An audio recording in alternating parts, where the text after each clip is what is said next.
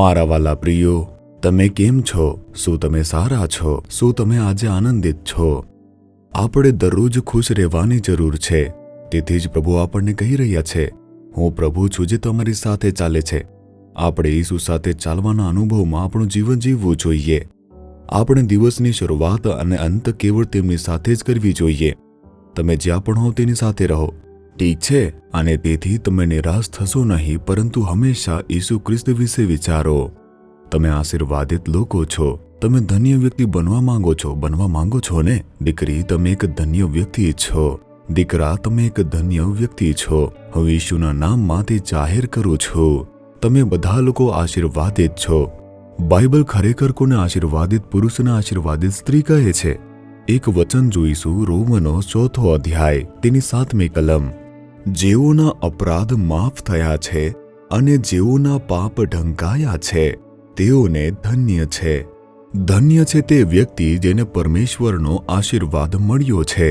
સામાન્ય રીતે આપણે માનીએ છીએ કે જેની પાસે મોટું ઘર છે, સુખ સુવિધા છે, કામ કમાણી છે, પૈસા ગાડી વગેરે છે, તે ધન્ય વ્યક્તિ છે, તે આશીર્વાદિત વ્યક્તિ છે. પણ એવું નથી.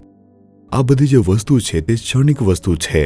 આજે આ માણસના હાથમાં છે, કાલે બીજા માણસના હાથમાં છે. આપણે ઘણા બધા ધનવાન લોકોને ગરીબ થતા જોઈએ છીએ અને દેશમાંથી ભાગી જતા પણ જોતા હોઈએ છીએ. તેથી સાચો આશીર્વાદ એ નથી. તે જ ખરેખર ધન્ય છે જેને પરમેશ્વર આશીર્વાદ આપે છે. વચન કોને ધન્ય કહે છે? જેઓના અપરાધ માફ થઈ ગયા છે અને જેઓના જે પાપ છે તે ઢંકાઈ ગયા છે, તેઓ ખરેખર ધન્ય છે. આવા લોકોને જે શાંતિ મળશે, આરામ મળશે અને હૃદયમાં ખૂબ આનંદ મળશે. શું તમે પણ તેનો અનુભવ કર્યો છે? શું તમારા પાપો માફ કરવામાં આવ્યા છે? શું તમારા બધા પાપો તે ઢંકાઈ ગયા છે? કોણ તેને માફ કરશે? તે કેવી રીતે ઢંકાઈ જશે? મારા પાપનું પ્રાયશ્ચિત કરવા કેટલા પૈસા આપવા પડશે? તમે પૈસા આપીને માફી ખરીદી શકતા નથી. પ્રાયશ્ચિતના નામે તમે ગમે તેટલા પૈસાને ખર્ચ કરો, તમારા પાપોની માફી મળશે નહીં. તે મફતમાં મળશે. તે પ્રભુ તરફથી એક આશીર્વાદ છે. પાપોની માફી કોણ આપી શકે છે? જેમણે આપણા પાપોને પોતાના ઉપર લઈને પ્રાયશ્ચિત કર્યું હોય, તે જ આપણને માફ કરી શકે છે. બાઇબલમાં લખેલું છે કે ઈસુ ખ્રિસ્ત આપણા માટે પ્રાયશ્ચિત કરે છે. કોઈ પણ રક્તપાત વિના આપણને માફી મળી શકશે નહીં. તેથી માનવજાતના પાપોને માફ કરવા માટે માનવનું લોહી તે વહેવડાવવું પડ્યું. અને જે તે રક્ત છે તે પવિત્ર હોવું જોઈએ, આવી રીતે બાઇબલ કહે છે. પૃથ્વી પર કયો માણસ પવિત્ર છે? આપણે બધા પાપી છીએ. તેથી પછી શું કરવું?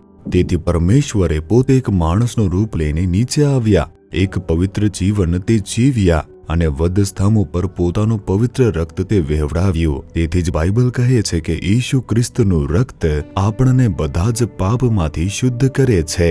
હે ઈસુ, હું પાપી છું. તમે વધસ્તંભ પર તમારું રક્ત વહેવડાવીને મારા માટે પ્રાયશ્ચિત કર્યું. તમારા રક્તથી મને ધોઈ નાખો, મને મારા પાપોથી માફ કરો. આમ કહીને જો તમે તમારા પાપનો અહેસાસ કરશો, કબૂલ કરશો ને પ્રાર્થના કરશો, ઈસુ ખ્રિસ્તનું રક્ત તમને બધા જ પાપોમાંથી શુદ્ધ કરશે. જ્યારે આપણે ઈસુને સ્વીકારીએ છીએ ત્યારે તે આપણે બધા પાપોને ઢાંકી દે છે. તેમનું રક્ત તે બધાને ઢાંકી દે છે. કેવળ તે લોકો જ ખરેખર ધન્ય છે. તે જાહેર કરશે કે આપણે પ્રભુના બાળકો છીએ. શું તમને એનો અનુભવ છે?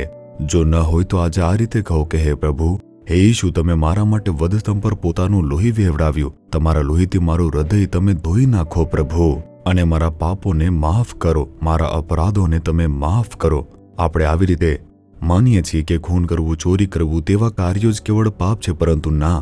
માણસના હૃદયમાંથી જે પણ દુષ્ટ વિચારો, વ્યભિચાર, પરસ્ત્રીગમન, અશુદ્ધતા, લપટતા, દુષ્ટ નજર, નિંદા અને દ્વેષ જેવા ભૂંડા વિચારો નીકળે છે, તેઓ પણ માણસને ખૂબ જ અશુદ્ધ કરે છે. ઈશુએ આમ કહ્યું છે, તમામ પાપો અને દુનિયાવી વસ્તુઓ જેમ કે વાસના, અભિમાન, ઈર્ષ્યા અને જુસ્સો તે આપણા હૃદયમાંથી નીકળતું હોય છે. એ બધું પાપ છે. કૃપા કરીને પ્રભુ મને માફ કરો. તમારા લોહીથી મારા હૃદયને ધોઈ નાખો. પ્રભુ, મારા પાપોને ઢાંકી દો. જો તમે આવી રીતે પ્રાર્થના કરશો તો ઈસુ ખ્રિસ્ત તમારા પાપો માફ કરશે અને તમને એક નવું હૃદય આપશે. તે એક શુદ્ધ અને પવિત્ર હૃદય રહેશે. તે તમને એક શાંત હૃદય આપશે, જે આત્માની અંદર શાંતિ આપશે. તે દિવ્ય શાંતિથી ભરેલું એક હૃદય આપશે. જેના મળ્યું છે તે ધન્ય લોકો છે. જો તમને તે મળ્યું છે તે પ્રભુની સ્તુતિ કરો. જો નહીં તો તમારા હૃદય પર હાથ રાખો અને તેમને કહો, હે પ્રભુ, મને તમારા લોહીથી ધોઈ નાખો, મને મારા પાપોથી ઢાંકી દો, મને પાપથી બચાવો. આવી રીતે તમે પ્રાર્થના કરો. તમે આજથી જ એક ધન્ય વ્યક્તિ બની જશો. શું આપણે પ્રાર્થના કરીએ? હે ઈશુ, તમે મારા માટે વધસ્તંભ પર લોહી વેવડાવ્યું અને મારા બધા પાપોને તમે સહન કર્યું. મારા હૃદયને તમારા લોહીથી શુદ્ધ કરો. મારા જન્મના જે પણ પાપો હોય, મારા કાર્યો દ્વારા જે પાપો હોય, તે બધા પાપોને તમે તમારા લોહી દ્વારા ધોઈ નાખો. પ્રભુ, મને શુદ્ધ કરી નાખો. મારા બધા પાપોને ઢાંકી દો. કૃપા કરીને મને સાચી શાંતિ અને આનંદ આપો. આવો અને મારા હૃદયમાં નિવાસ કરો. આમ કરવા બદલ તમારો આભાર. પાપને માફ કરવા બદલ આભાર. મને એક ધન્ય પુરુષ બનાવવા, એક ધન્ય સ્ત્રી બનાવવા તમારી સ્તુતિ થાવ. ઈસુ ખ્રિસ્તના નામમાં હું પ્રાર્થના કરું છું પિતા. Amen, amen. Jesus redeems Gujarati YouTube ચેનલને સબસ્ક્રાઇબ કરો. દરેક નવા કાર્યક્રમની માહિતી મેળવવા માટે બેલ આઇકન પર ક્લિક કરો.